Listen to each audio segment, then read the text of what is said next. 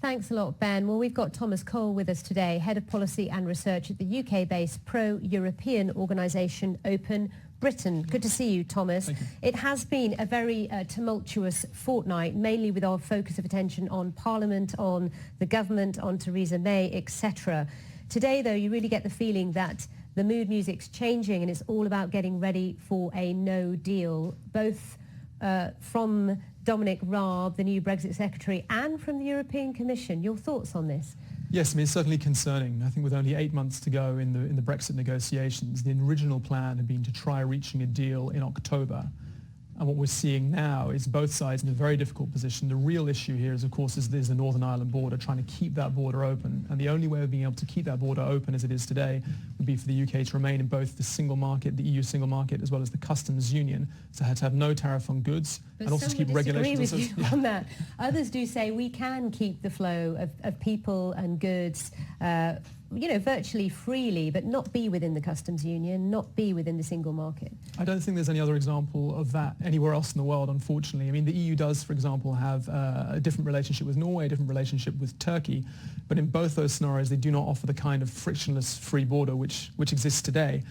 On the possibility there being a no deal, this wouldn't, of course, just be for trade. Well, we've seen from the UK government's own research and statistics that in let's say, a worst-case scenario of this no deal reverting to trading on WTO terms, you would see growth of less than 10% of what it ought to be over the next 15 years. What? But it's... Sorry. No, sorry, I was just going to say, but it would also be a question for things like there'll be problems in the aviation sector, there'll be problems in medicines. We heard this morning that UK pharmaceutical companies are looking now to stockpile medicines for a no-deal scenario. So this is very concerning. I don't think this is what anybody really anticipated in the 2016 referendum, whether they voted Remain or Leave, but we are where we are right now, and it is concerning. It is concerning, but as you say, we are where we are and we need to move forward somehow. So how do you see progress taking place? Do you have confidence in Dominic Raab? I think from what we've seen so far from the UK government, they have tried to achieve a situation which is virtually impossible for them to achieve. They've tried to essentially have all the benefits of EU membership without being an EU member. That is just not going to be possible. I think for Dominic Raab, there'll need to be a certain amount of realism when he goes into these negotiations with his counterpart Michel Barnier of the European Commission. There will be negotiations today. The European Commission, in the form of Michel Barnier, as well as the EU 27's Europe ministers are meeting tomorrow to discuss the UK's white paper on the future UK-EU relationship, which came out last week.